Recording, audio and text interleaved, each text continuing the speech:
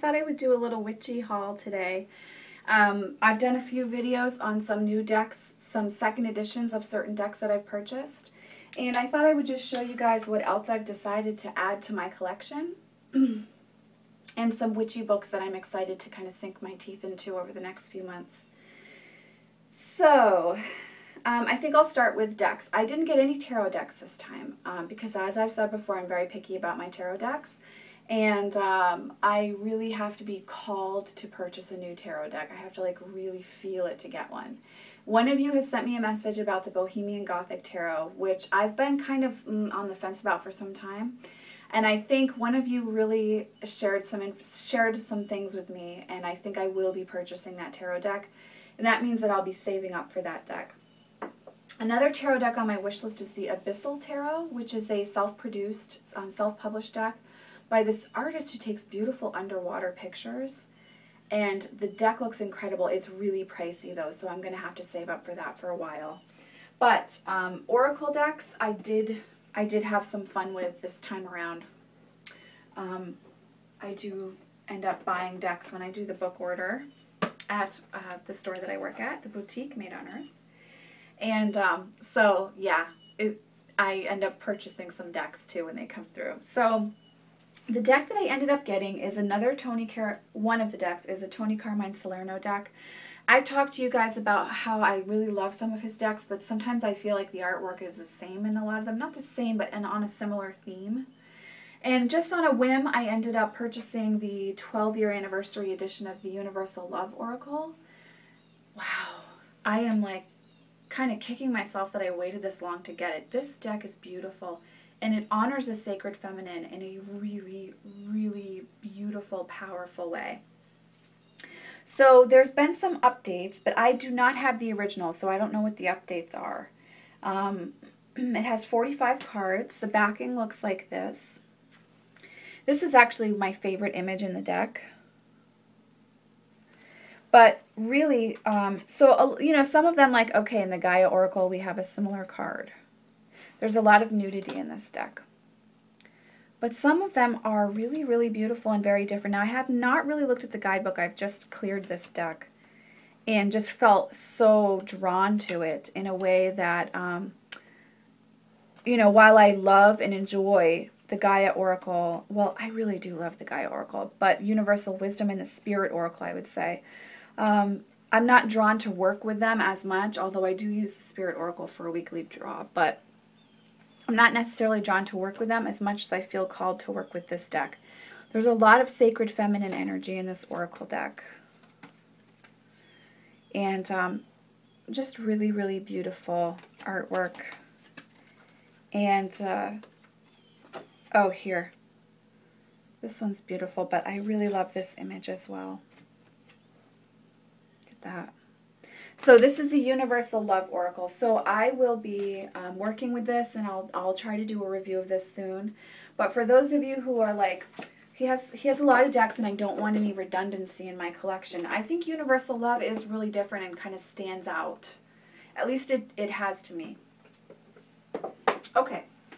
The other deck that I got is Nature's Whispers. I have the Whispers of Love Oracle by the same two people, Angela Hartfield, with artwork by Josephine Wall.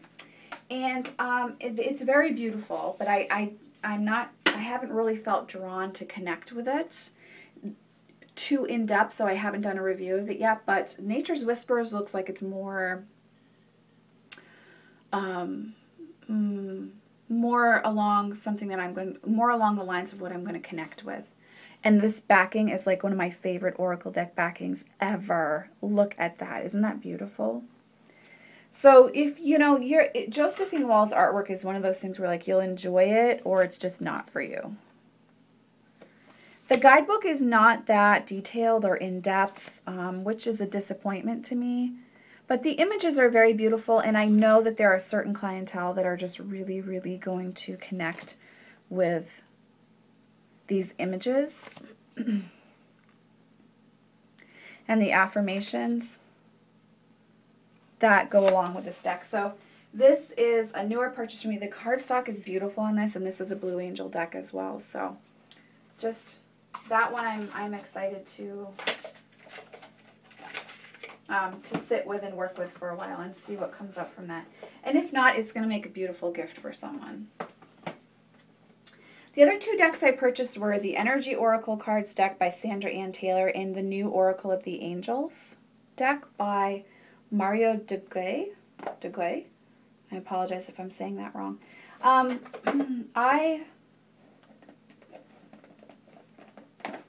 don't know. I don't know how I feel about these 2, to be honest with you guys. I think the Energy Oracle cards I might get into. It's that photo, stuff, that photo manipulation stuff. And it's not on a par with like the Map Oracle by Colette Baron Reid. I actually don't mind that photo manipulation. Some of these really is a fail for me. Some are very pretty, like this one. But I think and this is not what appeals to me when I'm reading at all. But I'm going to give it a chance, and I'm going to see, this is the backing. I'm going to see how it speaks to me. Again, like I said, there are some images that I really like, and I'm also intrigued with the way she set up the card titles and their order. So I'm definitely going to work with this one. This isn't one I'm going to gift right away, but I'm not feeling like as connected as I did to the Universal Love Oracle. So I follow a bunch of tarot people on Instagram, and one of them was doing 3-card readings with this deck, and I was really drawn to one of the images in this deck. And I purchased this one because I thought that it would be more along those lines of the image that I saw. It was this one. And I don't know why, but I really liked this image, and I was really drawn to it, and so I thought, okay, I'm gonna purchase this one. I'm not really feeling it with this one, but I will, as I said, I will work with it just like the Energy Oracle and see, if it's up my alley. I'm excited that there's an Oracle deck about angels that's, not a Virtue deck, that is by a different author and is coming at it from a fresh perspective, in my opinion. So I am excited about that, but these images themselves are kind of like, I don't know, they're supposed to be healing images, but they just feel kind of like a lot like what we see a lot of in Oracle decks. So kind of repetitive, and I feel like I already have a deck. I probably already have 3 decks like with images like that in it. So I was hoping it would be a little more unique. But let me talk about the books that I bought. So that's what I got for Oracle decks. I'm really most excited about the new Oracle of the Dragon Fae deck and the new Gods and Titans, Goddesses, and Sirens decks, and the Universal Love, the 12th Anniversary Edition. Those are the ones that I'm really pumped about working with. So I purchased 3 books. One of them is this beautiful book called Tree Spirits, Tales and Encounters by Preston. I don't know, what's her first name? Heather Preston. And it comes like all wrapped up in plastic to protect it. It's a beautiful book. It's like a really great coffee table book as far as there are stories about the trees and the devas that live within the trees, different fairies in the trees. And you can really, she really goes into some mythology, some history with them. There are quotes, and her artwork is just beautiful.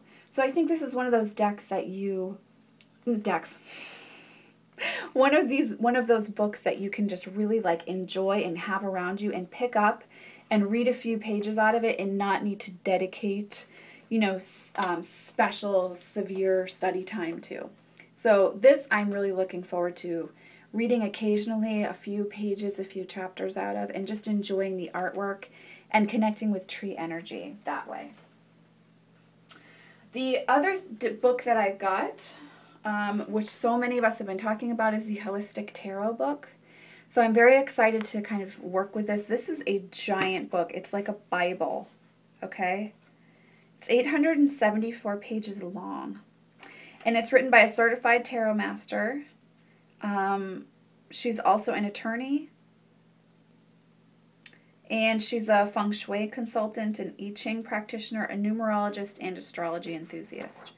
So she's really bringing a lot to tarot, and I am really looking forward to working with this and seeing where she's coming from and just how much yummy mythology, archetypal energy, symbolism, occult things yummy things we can get into in this book. And it looks like it's an exhaustive collection. So I would say if you're new to tarot, this would be a great book to pick up too, because it's gonna really like take you on that journey and get you comfortable with universal energies for each of the 78 cards. The other book that I got is by Lucy Cavendish. You guys all know that I really love her stuff, and it's her book, The Lost Lands. So I'm very interested to see what's in here as far as information and mythology, because I've been feeling really drawn to Avalon lately, in a way that I haven't in the past. So I picked this book up because I thought I would enjoy reading that in my spare time. So those are my witchy purchases for... Well, this is quite a collection of purchases, so it's going to last me for a while. But I just wanted to share it with you all, let you guys know what I'm reading about. I'm really doing a lot of reconnection with the sacred feminine and the sacred prostitute, and working with stepping back into that empowerment of the sacred feminine within each of us, whether we're masculine or feminine. And so I am setting an intention to start a series kind of diving into that a little bit more, maybe working with tarot for some of the videos. But I really do want to start calling that in a much clearer way in my life. There was a time when I was really, really exploring and examining that, and it was deeply empowering and insightful for me. And there is also a beauty in the balance that has come through with the masculine for me, so I'm thankful for that.